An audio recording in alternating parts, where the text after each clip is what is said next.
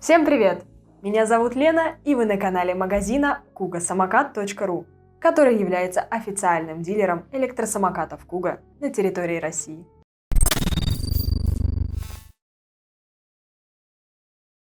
И сегодня у нас будет обзор новинки 2021 года – супермощного электросамоката Kuga Kirin GX.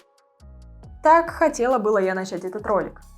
Но тут матушка-земля русская поманила меня к себе. И я так обрадовалась, поторопилась. Дай, думаю, прилягу, отдохну. А тут бац! И растяжение запястья. Самое смешное, что нам до этого много кто писал, что нужно ездить в защите. И я логически-то в общем соглашусь. Но вот это был ровно тот раз, когда я купила и первый раз надела защиту. Так что поговорка «береженого Бог бережет» не про меня. Про меня скорее дуракам везет. Ну и вторая причина того, что мы не будем вам рассказывать про GX, это то, что их сняли с продаж, отозвали уже проданные модели и вернули их на доработку. Сама компания Kuga конкретной причины не называет, но очень надеюсь, что они таки поменяют местами тормозные ручки и исправят историю с ключом в деке, потому что даже небольшое падение на бок ключ загнуло и заклинило его в замке. Хотелось бы еще, чтобы они таки поставили на него синусный контроллер, потому что с мощностью моторов в 5000 Вт даже с тяжелым райдером он встает на дыбы, а меня с него сдувает вообще как пылинку. Ну и раз уж зашел разговор о травмах, технике безопасности и тому подобное, то давайте его и продолжим. Вообще, идея подобного ролика у меня крутилась в голове уже давно. Даже по сравнению с прошлым годом количество электросамокатов выросло в разы. Последний месяц громкие сообщения об авариях с участием электросамокатов сыпятся как из ведра. А внятного законодательства, регулирующего такой вид транспорта, у нас в стране нет до сих пор, хотя разговоры об этом идут уже года 4, а то и 5. В недовольстве и недопонимании пребывают все. Пешеходы, которые вынуждены отпрыгивать от гоняющих неадекватов. Автовладельцы, которые вынуждены выправлять капоты и отмывать колеса от тех, кого на них намотало. И, конечно же, сами владельцы электросамокатов. И несмотря на то, что зимой мы уже выпускали ролик про ПДД для электросамокатов, где подробно приводили все статьи правил, которые могут их касаться, нам все равно с завидной регулярностью пишут комментарии, в которых спрашивают, нужны ли права для электросамоката и где на нем можно кататься. Неопределенность законодательства у нас на руку лишь сотрудникам ГИБДД. С одной стороны, их руководство настойчиво ссылается на определение пешехода. С другой стороны, сами сотрудники все чаще штрафуют доверчивых граждан за езду по тротуару или без водительского удостоверения. Или и то, и другое сразу, как это недавно произошло с девушкой из Екатеринбурга. В прошлом году похожий резонансный случай произошел с жителем Казани Дмитрием Катуховым, которого лишили водительского удостоверения за езду на электросамокате в пьяном виде. Но в суде он смог доказать свою правоту и вернуть себе права, обосновав это как раз тем, что в ПДД нет такого понятия, как электросамокат, и приравнивать его к мопеду нельзя. Давайте в этом ролике я вкратце напомню существующие правила дорожного движения, а также расскажу о новостях и ограничениях, которые уже ввели. И, конечно, поговорю о перспективах, которые нас могут ждать.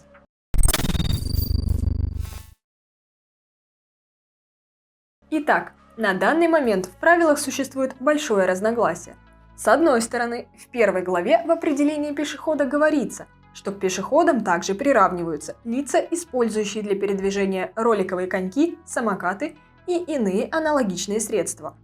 О том, какие именно самокаты, не уточняется, что это должны быть самокаты без двигателя или с двигателем какой-то определенной мощности, тоже не говорится. К тому же говорится об иных аналогичных средствах.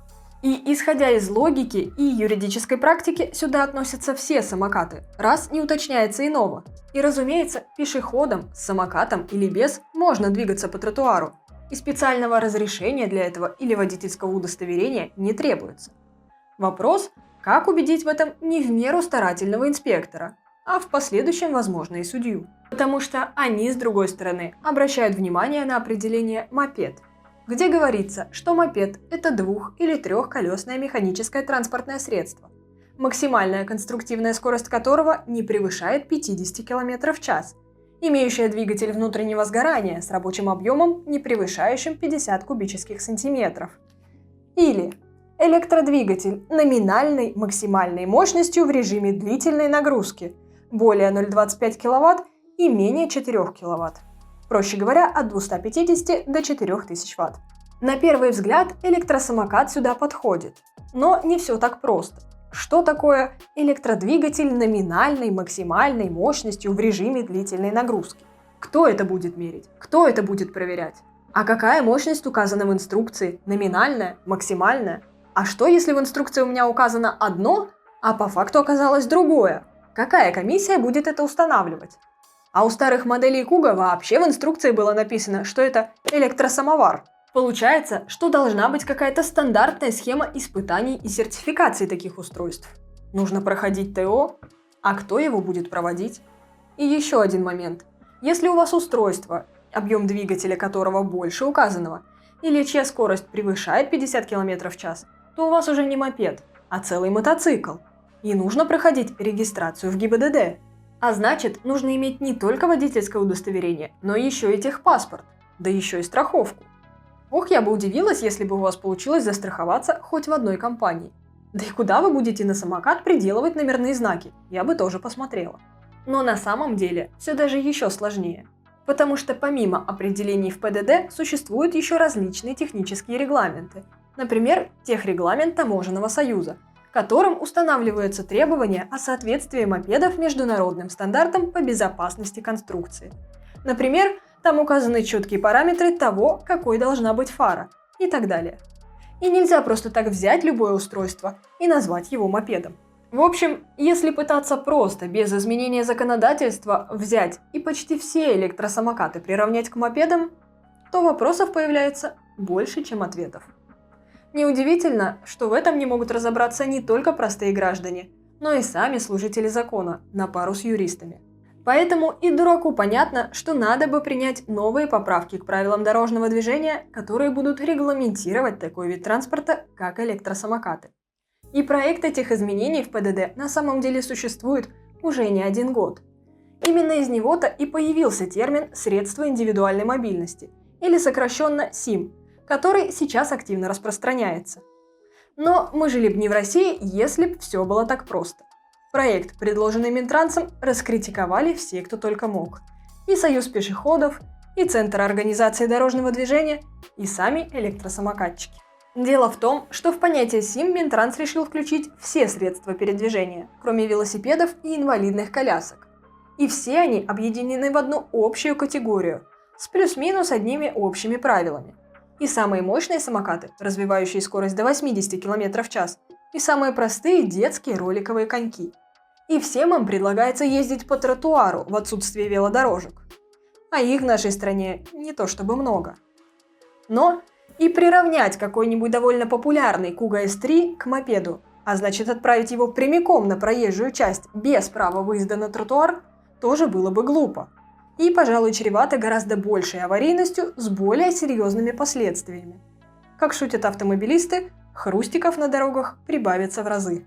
Водители автомобилей, в отличие от самокатчиков, совершенно точно должны сдавать экзамены на знание ПДД. Но почему-то у многих водителей это знание напрочь отсутствует. Интересно знать, почему? Потому что... Выходит, что для электросамокатов нужно создавать в законе отдельную градацию по мощности и скорости, и одновременно с этим активно развивать инфраструктуру в городах. Ведь как можно переместить электросамокат с тротуара на велодорожку, если ее не существует в принципе? И делать это нужно не только в крупных городах вроде Москвы и Питера, но и, например, в какой-нибудь Твери или Ишиме Тюменской области. Но для России это звучит немного смешно, правда? Ведь там зачастую не то что велодорожек, там и асфальта-то нету. Но на то, чтобы все придумать, проработать и построить, нужны деньги. А сейчас, пока внятных правил нет, деньги можно брать с граждан. Во всяком случае, с тех, кто покорно соглашается со штрафами. Поэтому на глобальном федеральном уровне никаких изменений пока не предвиделось. Но где-то пару-тройку недель назад начало происходить что-то странное. Я абсолютно уверена, что множество происшествий с электротранспортом происходило и ранее. Но это не то, чтобы придавалось широкой огласке. Но в последние дни все СМИ и социальные сети буквально заполонили новости и видео с авариями электросамокатчиков. Причем очень часто некоторыми телеканалами эти новости преподносятся в очень странном свете. Вот, например, в подмосковных Химках мужчина на самокате ехал по краю проезжей части. Автомобиль, поворачивающий налево, не уступил ему дорогу, чем и спровоцировал аварию. Но преподнесли это так, будто бы он просто сам резко затормозил, а машина там оказалась совершенно случайно и вообще почти ни при чем. Неожиданно он то ли резко затормозил, то ли съехал с тротуара. Гонщик перелетел через руль и упал прямо на проезжую часть. И вот как раз в этот момент во двор поворачивала машина. Кстати, по моему опыту, когда ты вот так едешь по краю проезжей части, что на самокате, что на велосипеде, тебя очень часто не замечают и не воспринимают как полноправного участника дорожного движения. Вместо этого стараются обогнать, подрезать и посигналить. Или вот описание еще одного видео. Водитель на Дастере выезжал на дорогу и не заметил двух молодых людей, которые шпарили на самокате. По сторонам они не смотрели. Но у меня вопрос, а куда смотрел водитель Дастера? Ведь это он должен был уступить дорогу, выезжая с прилегающей территории. Такие выезды со дворов – еще одна боль электросамокатчиков. К сожалению, водители не привыкли смотреть по сторонам и уступать дорогу. Также стоит быть внимательным, выезжая из-за углов домов, ларьков и пешеходных переходов. Вот еще один пример. В Питере девушка на самокате вылетела под колеса скорой. А то, что это на пешеходном переходе, на зеленый сигнал светофора, и непонятно, работала ли сирена у скорой. Нет, я согласна, что не стоит выезжать или даже выбегать на дорогу. Но у меня все сильнее и сильнее нарастает ощущение, что эти новости специально кто-то продвигает в информационном поле ради какой-то цели. Вам так не кажется? В том же Питере даже возбудили уголовное дело против руководства компании аренды электросамокатов после того, как парочка парней наехали на пешехода, сначала в прямом смысле, а потом в переносном. После ДТП они решили еще и избить пострадавших. За это руководству компании вменяется 238 статья УК РФ «Оказание услуг, не отвечающих требованиям безопасности». Вот только по такой логике судить можно руководство всех – автобусных парков, РЖД, такси, всех, где когда-либо случались аварии. Но обыски идут исключительно в кикшеринговых компаниях, у которых и самокаты-то, надо сказать, не самые быстрые. Но явно не быстрее велосипедов, на которых сейчас активно гоняют курьеры Яндекс.Доставки. Возникает вопрос, кому это выгодно? Например, замучить проверками более мелкие сервисы и оставить одного крупного и подконтрольного монополиста. Например, какой-нибудь совершенно случайный сервис кикшеринга Whoosh, который и без того является лидером рынка, 14% акций которого вроде бы принадлежит ВТБ, а еще 44% кажется бывшему президенту S7, и который, по некоторым данным, в прошлом году получил на развитие около 100 миллионов рублей. Очень сомнительно, что в итоге власти прикроют сервис, который сами же до этого и развивали. Также примечательно то, что, используя электросамокаты как транспорт, люди отказываются от поездок на автобусах и такси, и те тоже несут убытки. Единственное, с чем соглашусь, это, пожалуй, с тем, что происшествия, на мой взгляд, все же чаще случаются именно с прокатными самокатами. Потому что взять их в аренду может абсолютно любой, независимо от возраста, умения ездить и знания хотя бы основ ПДД. Но боюсь, что из-за них ограничения могут коснуться всех, и пострадают в первую очередь больше владельцы личных электросамокатов, для которых это не развлечение, а ежедневная необходимость добираться до работы. На данный момент некоторые сервисы в Москве и Подмосковье уже ограничили скорость передвижения на своих самокатах. В Мурманске и Екатеринбурге вы также не разгонитесь больше 15 км в час. Такое же ограничение хотят ввести в Самаре. В Казани хотят запретить передвигаться ночью и по проезжей части. В Анапе, Геленджике и других курортных городах и вовсе запретили движение на электросамокатах по набережной. Хотя, насколько я помню, в Геленджике даже была расчерчена велодорожка. Вот только люди ее напрочь игнорировали. И это еще один бич России, в отличие от Европы. И в нашей стране вместо того, чтобы начать хоть что-то регулировать, все чаще слышишь «запретить, запретить, запретить». Без прав ездить запретить, до 18 лет запретить. Одни хотят запретить выезжать на дорогу, другие говорят запретить ехать по тротуару. Но нельзя же всех под одну гребенку.